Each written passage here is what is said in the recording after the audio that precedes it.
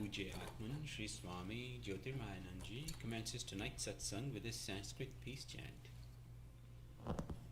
Om Purnamadaha Purnamidam Purnat Purnamudachyate Purnasya Purnamadaya Purnamevavashishyate Om Shanti Shanti Shanti.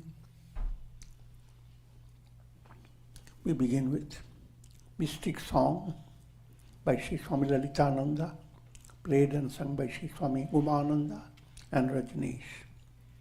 Our song tonight is called Castles of the Mind.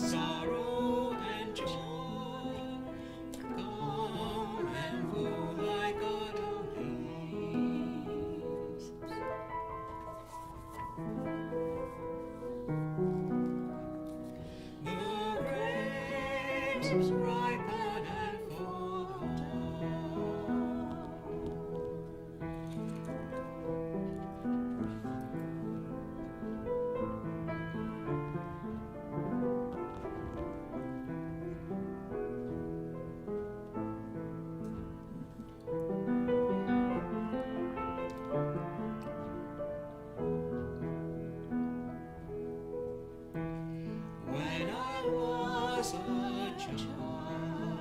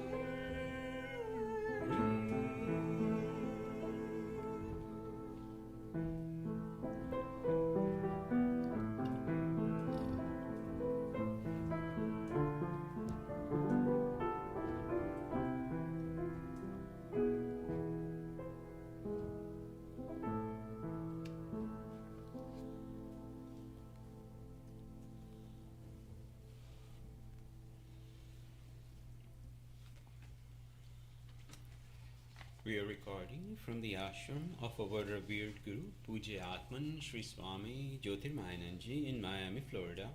Today is August the 14th, 2020, Friday evening, and tonight Swamiji will be lecturing on the Tulsi Ramayana. This is series 2016, class number 217.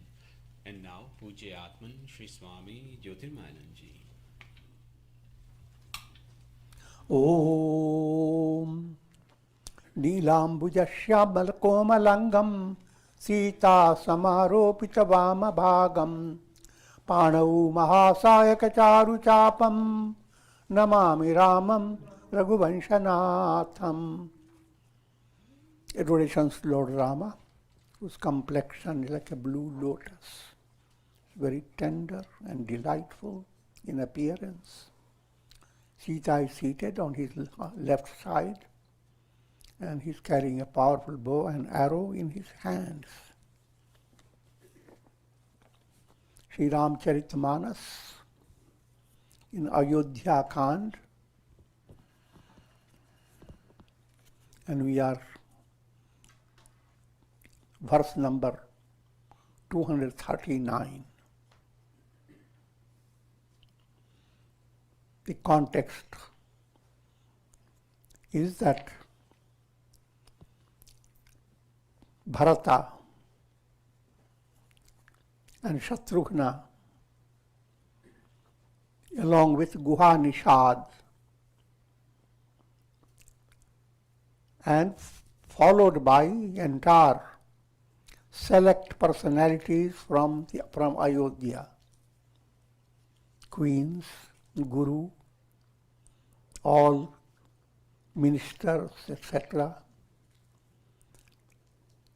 Remember, they are coming to bring Rama back to Ayodhya, and so that he will be the king. So they have the entire setup for coronation, to coronate Rama.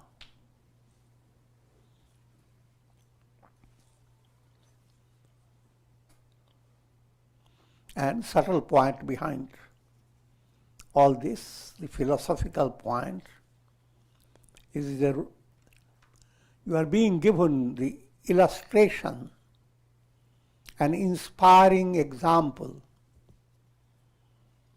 of the role of bhakti, devotion,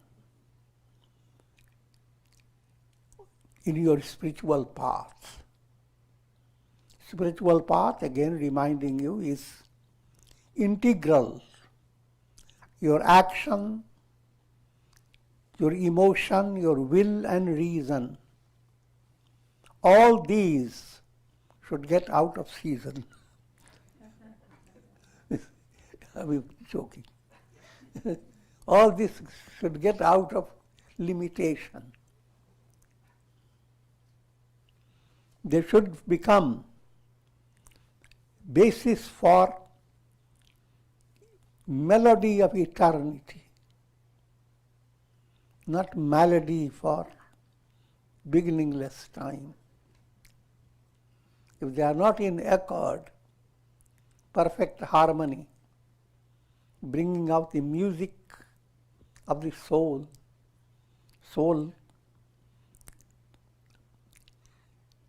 the best music that can lull the soul to eternal sleep, leaping out of the world process. That's what I mean, sleep.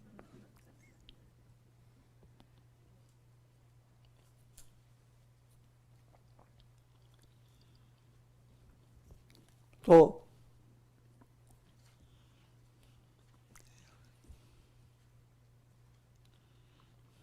keeping that in view, how these four aspects interact, aid each other, and bring out ultimately the absolute glory and the truth of Rama.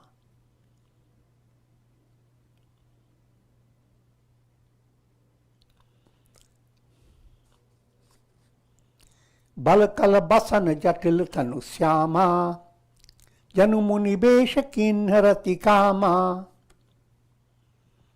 Bharata sees Rama, Lakshmana, Sita. And they are in a satsanga atmosphere. Satsanga is progressing. Rama is giving some talks on great scriptures.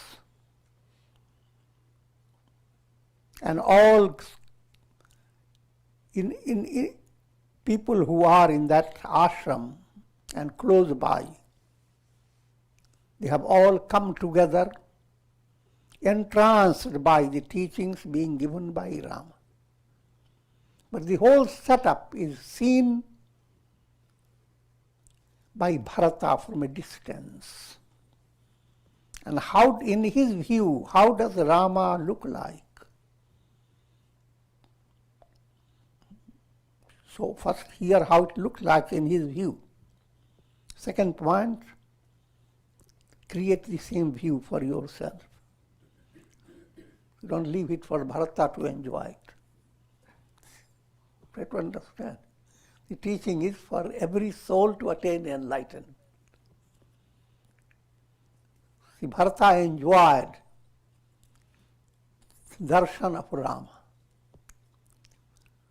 It should not become a story for you. You should enjoy the darshan of Rama.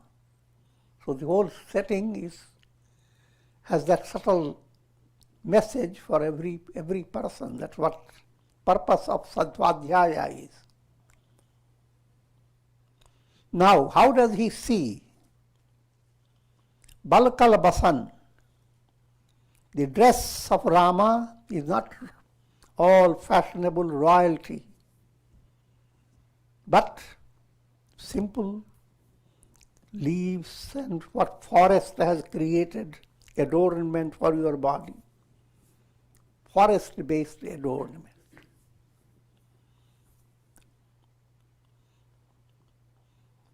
It has simple message of simple living. It has profound message that your clothes should be sublime, based on spiritual values. The more value in yourself, your value is increases by spiritual virtues.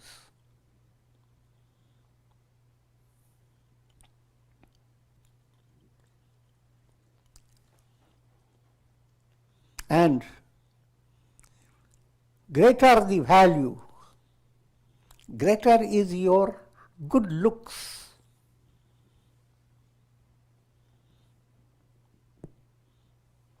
And what is the best look that you should have, that Rama has? Tanushyama. What's the best look in the whole world around you, day by day? The look of the sky. Because everyone looks separate, differently at different times. The sky doesn't. It looks the same. Ask the sky.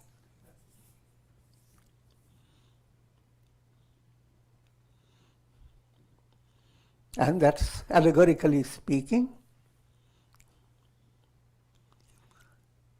Turn your attention to self-realization, developing Balkalabasan, forest-based clothes that bring out the beauty of nature.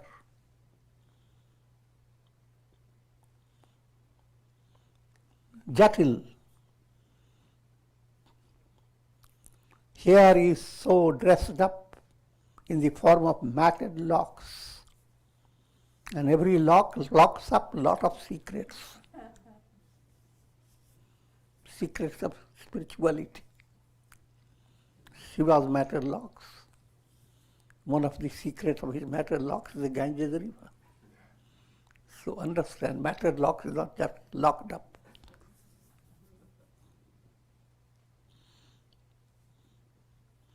And in that setup, in that type of dressing.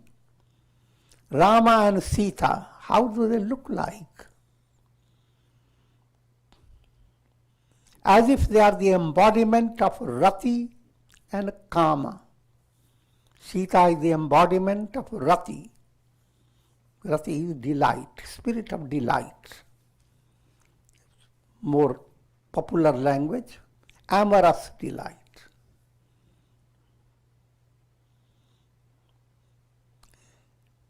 Sita is not just amorous, she is raborous. Raborous delight. Her delight is not based on pleasure of the senses. Her delight is Rama. That's the delight that every soul has to come to discover. Until then, Vishaya Sukh will keep a person shifting from one embodiment to another, from one state to another, a world of constant change, a world of constant sorrow and misery. So, that's the ideal Rati.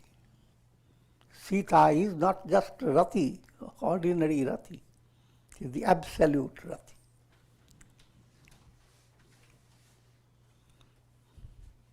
Sita is Viveka Buddhi, intuitive bhavana, that type of feeling that brings intuitional knowledge. Feeling gives you greatest delight. Thoughts enter, intelligence enters, good ideas come to your mind, but the real delight comes from your heart. And that heart-based delight arising out of the revelation or understanding that the greatest loved one is very close to you.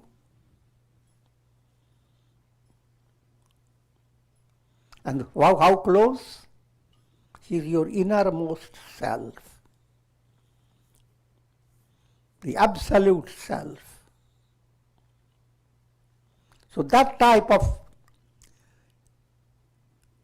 purified feeling that reveals, that brings out the revelation that you are essentially Brahman, the Absolute. That is million times of ordinary Rati. Likewise, Rama is embodiment of Kama, Kamadeva, the deity behind amorous love. Rama is deity of Ram-Ras love.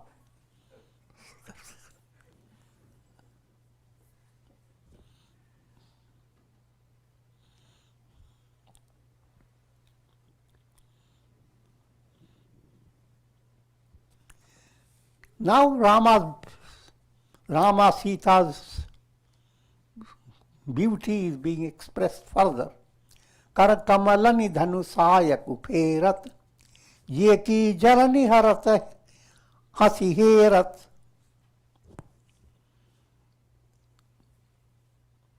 Rama is holding in his hands Dhanu Sayak, bow and arrow. Bow is in one side, he is looking at his arrow, petting the arrow, ever ready to discharge his arrow.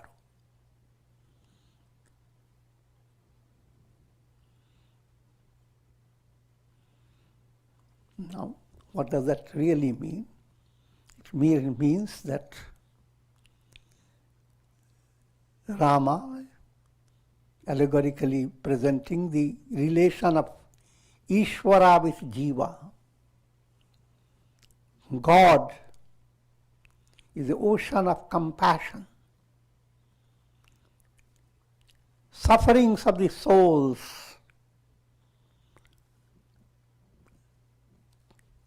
are not to stay on in his sight. So Rama is ever waiting, as it were, is allegorical language,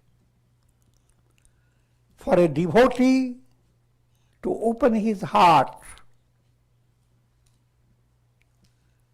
for devotional movement.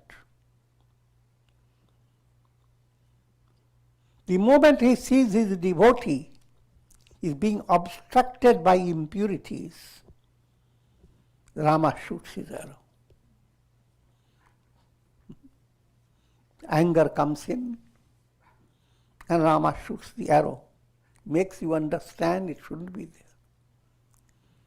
But every impurity that Rama shoots off, from the point of view of the aspirant, it's not an easy. You adopted a plan to go to a certain project, to have a wonderful time for pleasure and all types of merrymaking.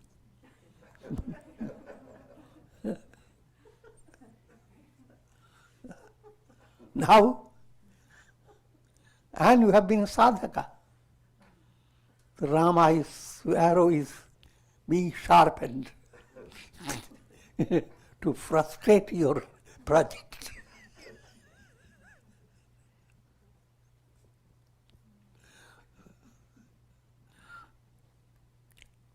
And it's out of compassion. After you could come to realize how blessed you have been not to have been drawn into that type of distraction. So Rama is waiting and his arrows are endless. And every moment he can shoot you. Also his arrow represents act of grace. Whenever you are ready, whenever your effort becomes sincere, grace begins to aid your movement, accelerate your movement. So grace energy is Rama's arrow. And when you are led by Rama's arrow, there is no failure in this. Lasata manju muni mandali madhyasiya raghuchandu jnana sabhajanu tanu dhare bhagati satchidanandu. Now, how do Rama and Sita look from a distance? First you see the Muni Mandali, a vast assembly of great spiritual personalities. They are Munis. They are all devoted to manana, mind leading to God realization, a Godward mind. Whoever possesses it is a Muni. And he can be also described as a sage. Sage means wisdom highlighted. So in this Muni Mandali, Rama shines as if Rama and Sita both, as if bhakti has become embodied, personification of bhakti. That's Sita. In this context, Sita is love of Rama.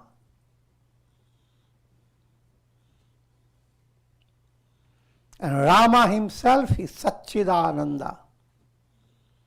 So bhakti and Satchidananda both have become embodied as Rama and Sita. Satchidananda is Brahman. Satchit Ananda. Sanuj Sakha Samet Maganman Visare Harasha Shoka सुख दुख gun पाहि नाथ कही पाहि गोसाई भूतल परे लकुट की नाई. All these are poetic description, and I will give you subtle beauty of it. Bharata is with his younger brother Shatrughna and friend Nishadaraj Guha. Philosophically, I have pointed it out. Nishadaraj Guha is Matri Bhavana, friendliness. All your spiritual movement, the most profound key that makes you succeed is not to hold unfriendly attitude to your practice.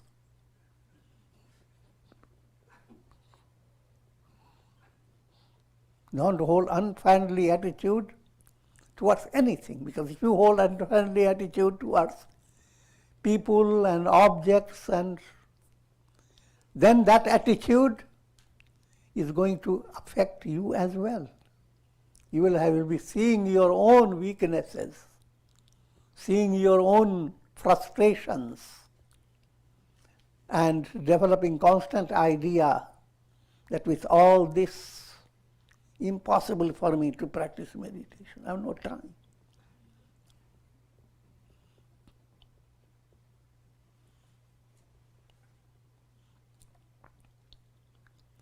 So that type of unfriendly attitude to your sadhana, to your disciplines, to the way you live your life, if you have unfriendly attitude towards all this, means a negative attitude.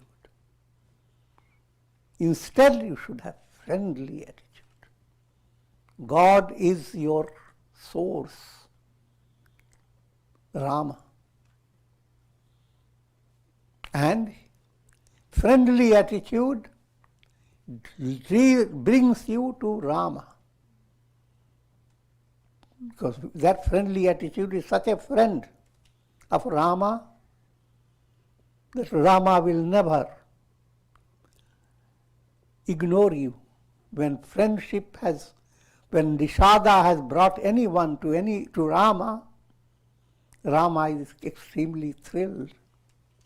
I'm putting all these words just to make you understand the role of unfriendly attitude in your mind. And this is highlighted in the Upanishadic Samavrata.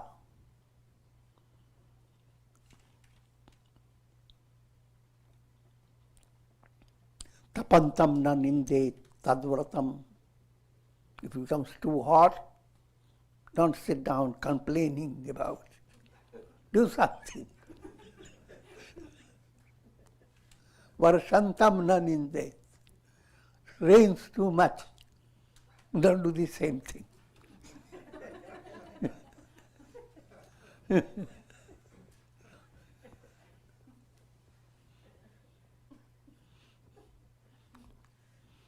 And similarly, don't oppose human beings, don't oppose animals and birds, but allow your mind to be calm and relaxed.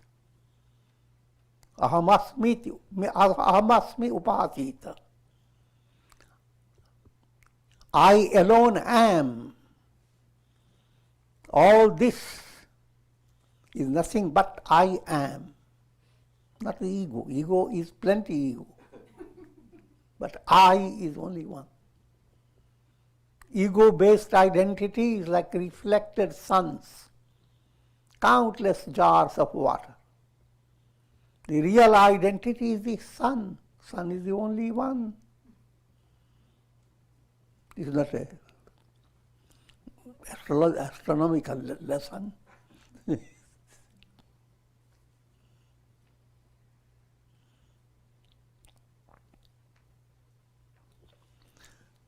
सानुज सखा समेत मगन मन विसरे हरस शोक सुख दुख gun.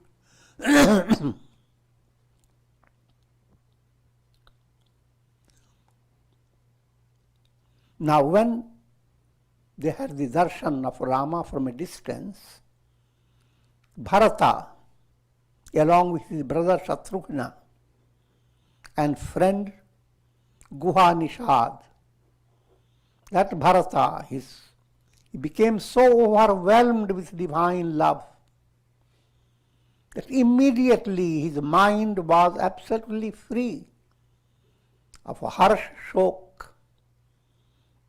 joy and sorrow, sukh dukh, pleasure and pain. Human mind is always trapped by all this. So, most times there is constantly mind is working upon bringing some bitter news and trying to make it better.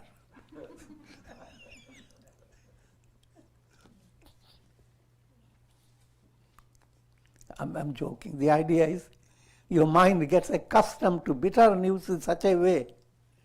If you don't receive the bitter news, you become tired, bored. Nothing new is happening. Everything is peaceful.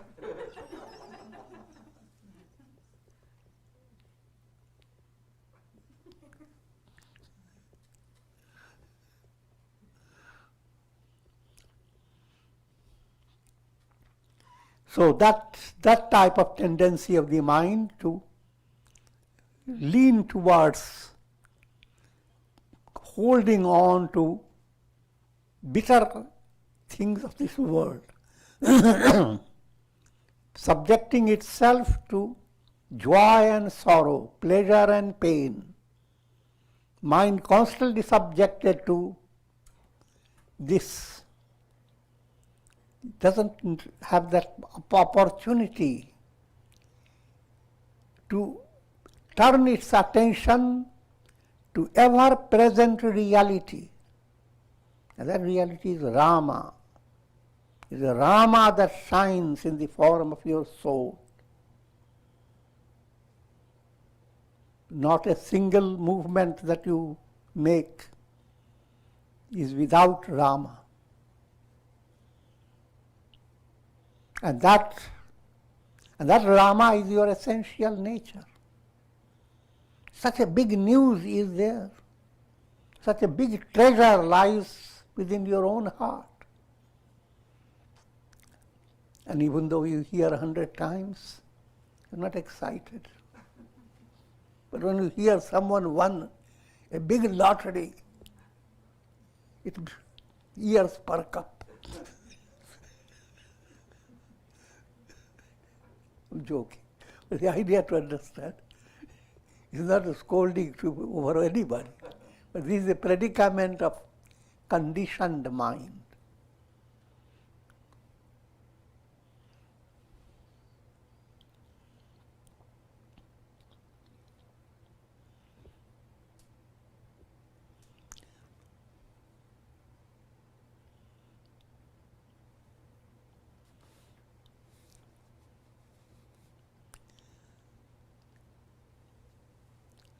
And Bharata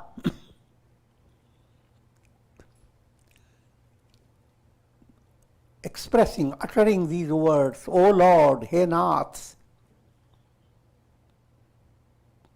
Pahimam,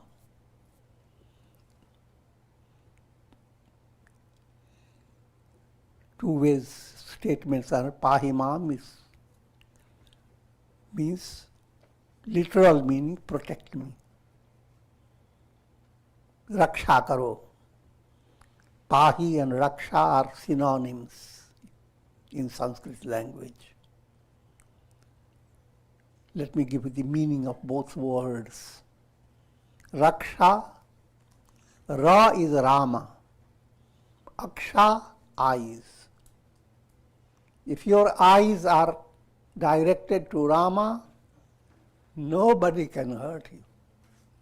जाको राखे साइयां मार ही न सके हैं कोई. All the simple trick not to be affected by the entire world and all its problems. And it is so spontaneous and joyous.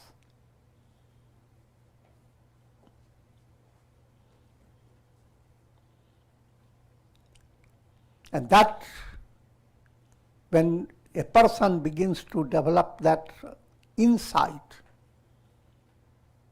it matches up with the process of surrender. Your whole personality begins to surrender. The joy of surrender is like a baby coming in the arms of the mother in a very healthy setting.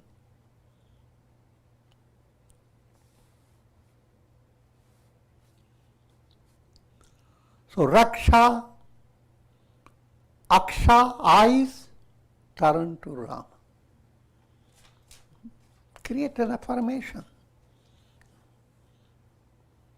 Every day, whenever you have little time, breathe in and feel your vision is going from the feet to the face of Rama.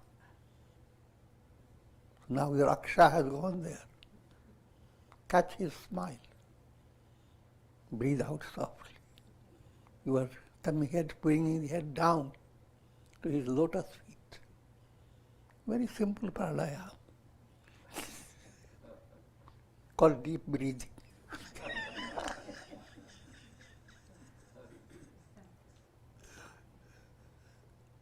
And you can use similar in other pranayama. But this is very simple. Because breathing is very easy for you, nobody has to give you big instructions. But even simple affirmation becomes a key to promoting boundless spiritual progress and ultimately leading to realization. So that's all that is implied by Raksha. Another word is pahi. Pa is pada movement, feet movement. But feet movement has two troubles. Because there are a lot of obstacles on your path. Thorns, rubbles, little rocks, sharp-edged rocks, stones.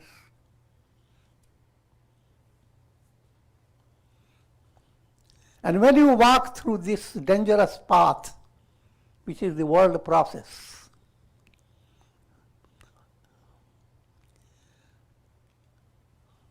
all that you see is ah, ah, ah.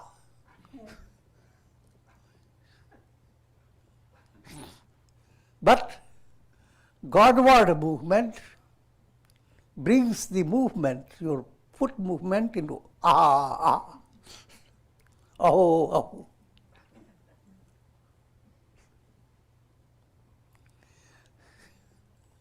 That's why we call it pa-hi. Pa that leads you to ah, aha, aha movement. Ha-u, ha-u, ha-u.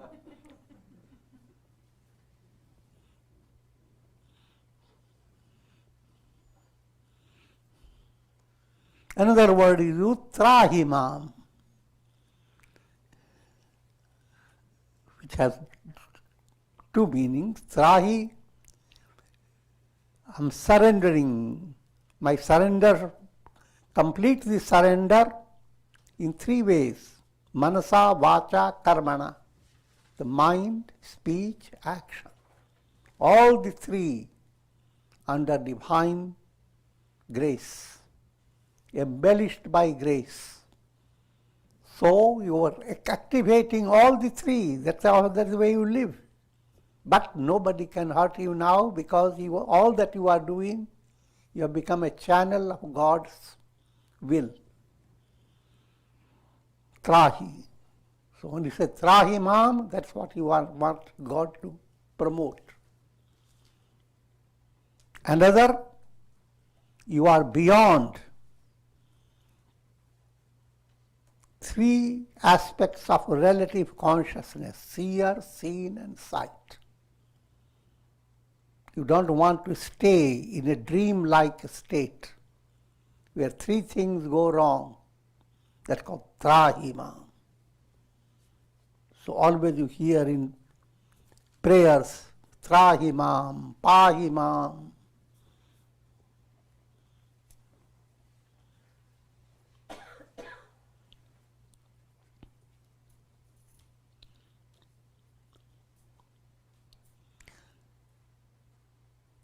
So that's what Bharata said. And fell prostrate before Rama's direction, just like a danda. Danda is a stick. But even the word danda has its meaning.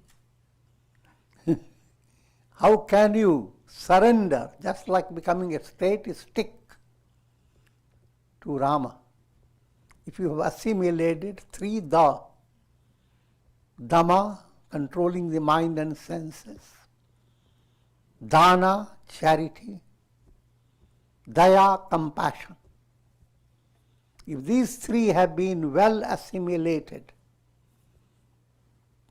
nourished by these three, your soul becomes qualified to discover who am I. If these three nourishment doesn't enter, your soul remains unqualified, obstructed.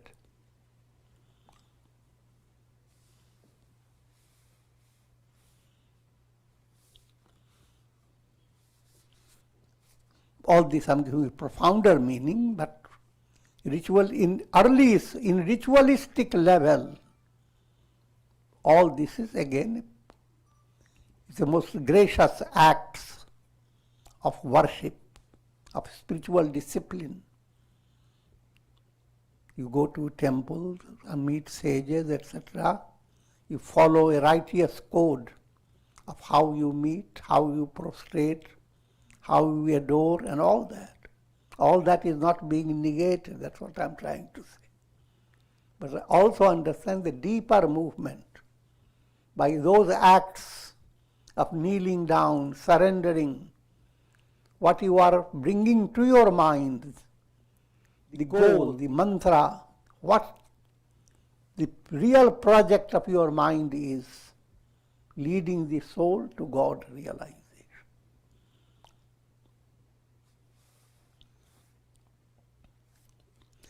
बचन सप्रेम लखन पहिचाने, करत प्रणाम भरत जिए जाने, बंधु स्नेह सरस यही ओरा, उत साहिब सेवा बस जोरा. Hearing these words, Lakshmana, who was attending on Rama, so his face was towards Rama. Rama's own vision was obstructed. I'm giving you a physical setup. Rama's vision was towards Lakshmana. And behind all that is Bharata at a distance. So Rama doesn't see Bharata immediately. Lakshmana has to inform him. But even when Lakshmana informs him, Lakshmana in the beginning was unable to see Bharata. But somehow he heard the words and have a little glimpse of what was going on. But since he was attending on Rama, he didn't want to break the service he was rendering to Rama, no matter whatever may be the external circumstances. That type of description has come, and I will explain to you deeper meaning.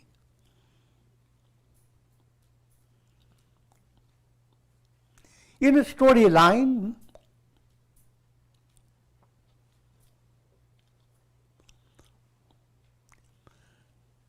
first Lakshmana faces a problem. बचन सपेम लखन पहिचाने, करत प्रणाम भरत जिए जाने. Lakshmana recognized that Bharata is the one. They have already heard that Bharata is coming with all the assembly. And now he knows that Bharata is coming. And just behind him, at a little distance. But Bandhu saneha sarasehi ora.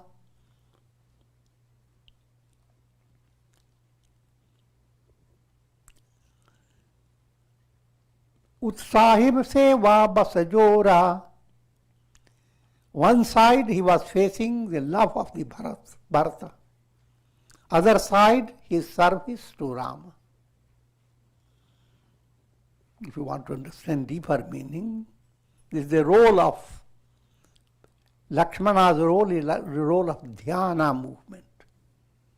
The dhyana movement is deeply focused on Rama, jnana. But dhyana becomes much more embellished, much more nourished by bhakti, devotion. So, though Rama is the one that dhyana must face, but must have also a little sneak backward movement. Who is behind? What is stopping you from seeing Rama? Lack of devotion. That devotion is now as if opportunity has come and devotion is ready to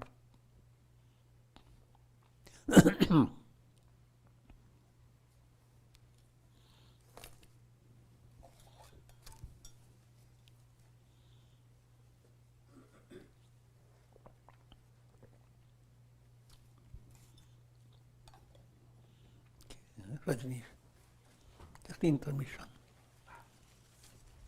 Which?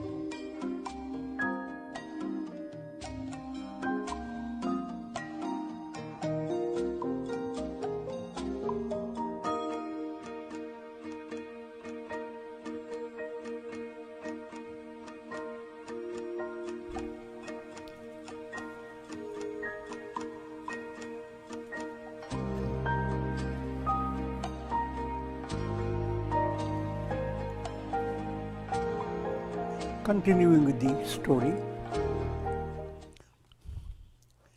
मिली न जाई नहीं गुदरत बनई, सुकबी लखन मन की गति मनई. Lakshmana doesn't want to be separated from Rama. Here it's not exactly what I'm referring to. Lakshmana doesn't want that his service to Rama be interrupted even for a short time. If you are doing reflexology, work about the feet, don't look back to people around you.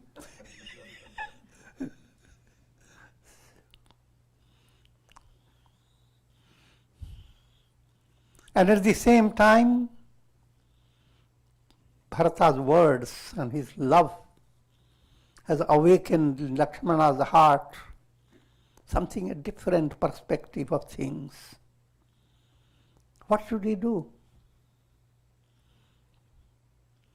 And Tulsidas says, even the best poets cannot really bring out the grace and beauty of Lakshmana's thought. How did Lakshmana feel? In between, one side is Rama, another side is Bharata. How does your meditation process feels? One side glimpsing wisdom, another side bhaktis patting on the back.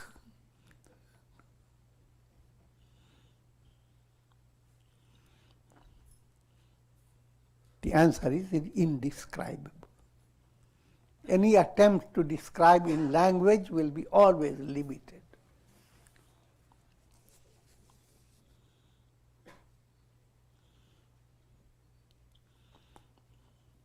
Then how best can Tulsidas describe? He describes it. Chari changa janu khainch khelaru, rahe rakhe seva par bharu. Chari changa janu khainch khelaru. Changa. Changa refers to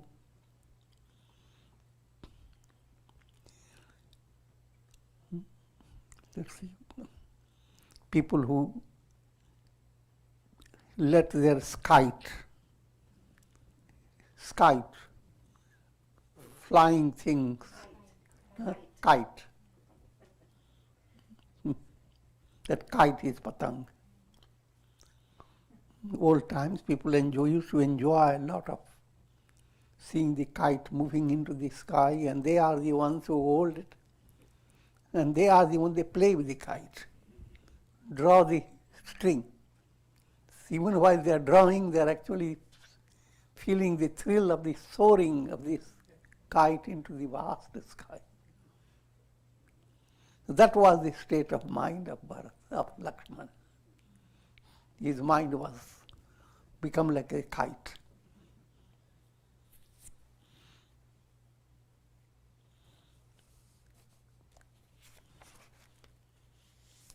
कहत सप्रेम नाई महिमा था, भरत प्रणाम करत Raghunatha. Finally, with great love, bowing his head, he said to Sri Rama,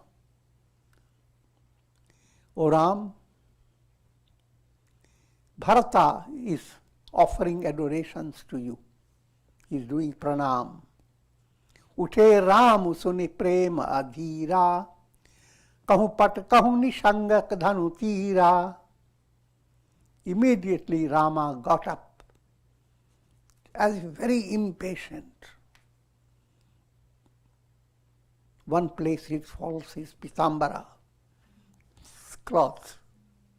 Another says, fell his bow, an arrow, scattering all his decorations in his body. He rushes towards Bharata. That again gives you a big message. Same thing you hear in the Krishna and Sudama story. How Krishna jumps out of his thrown, and things on his body go helter-skelter. Behind all that, simple point that a spiritual aspirant should develop in his mind, that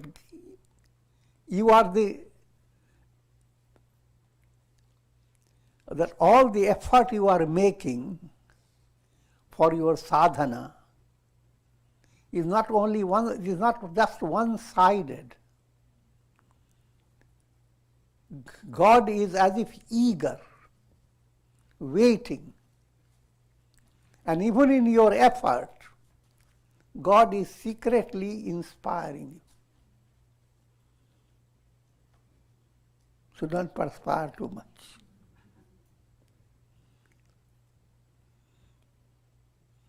And that God is not there to count your defaults and give you punishment. That God is your friend of friends, supreme friend.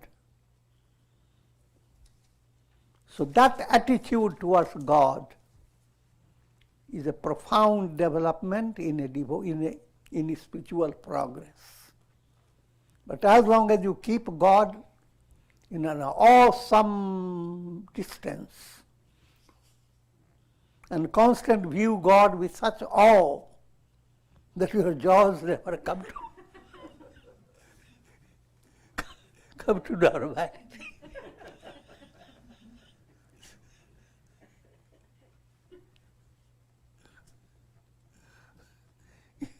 With each worship, you distance yourself from God by showing your awe, by showing your fear, by constantly counting your mistakes. That is not wise. Your attitude is good, and to that extent, your effort will not go in vain. But if you want the best success, do not develop that attitude towards God. Develop attitude towards God in such a way that just like a mother can play with a baby, friends can play with each other, opening their heart. In any deep, intimate relations, when the hearts open up, that state of experience must develop towards God. And that's called arjava, absolute straightforwardness, sincerity. I'm saying all this quickly, but that's the goal, that's the ideal before you. Ideal is to be understood, that's what you want. You went to the hospital, what do you want? You want health, not wealth.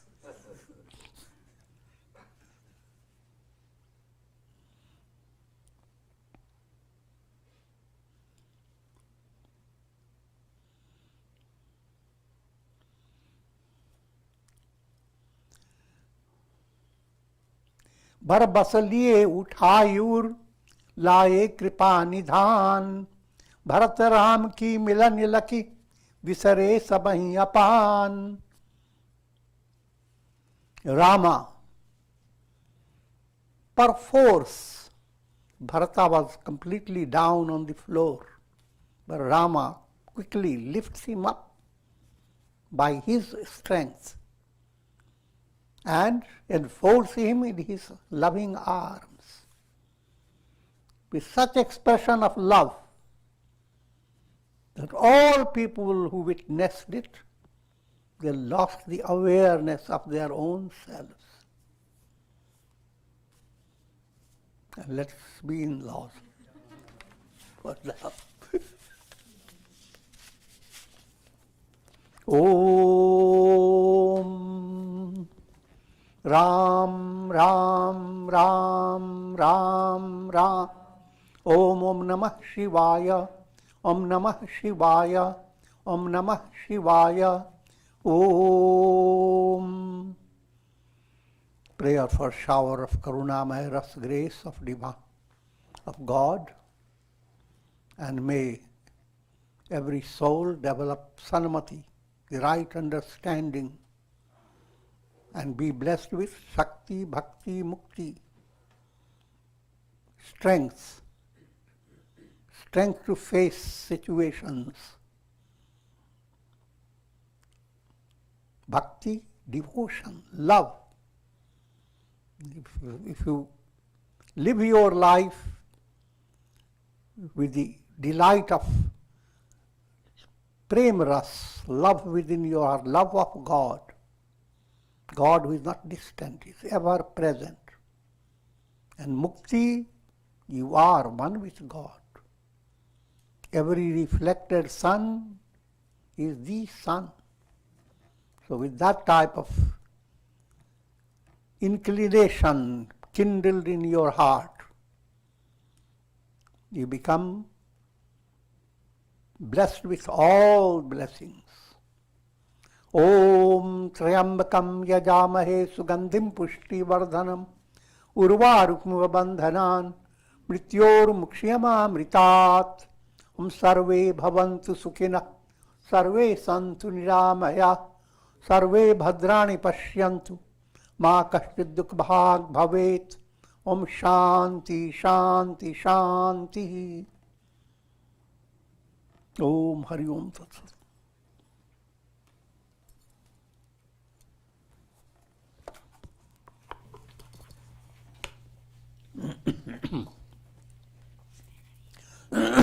Are there any questions tonight?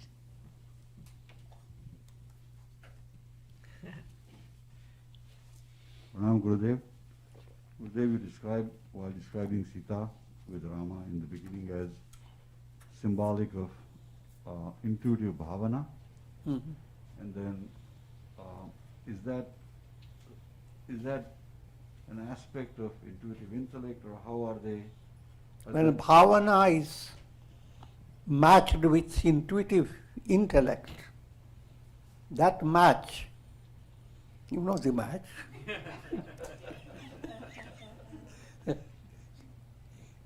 that's Sita. Bhavana that matches with vivek, perfect intuitional knowledge. So Sita matches with Rama. That bhavana means if you have that bhavana, your soul will discover Rama Swarup, that my essential nature is Rama. But your bhavana is not that purified, then the soul will not. The soul will remain in a hole, trapped. Swami, the intuitive bhavana is culmination of devotion on its way to jnana. Intuition is always the end of all the integral movement. The entire integral movement, that's the climax. It's not one of the many things. A tree has many things, but the climax we expect from the tree is the fruit. And fruit is that knowledge that reveals I am Brahman. Once you have that revelation, you need nothing more.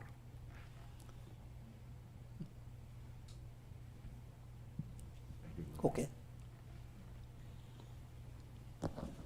We conclude for tonight. Swamiji will guide meditation tomorrow night, Saturday at 7:30, and Sunday lecture on Bhagavad Gita at 5:30.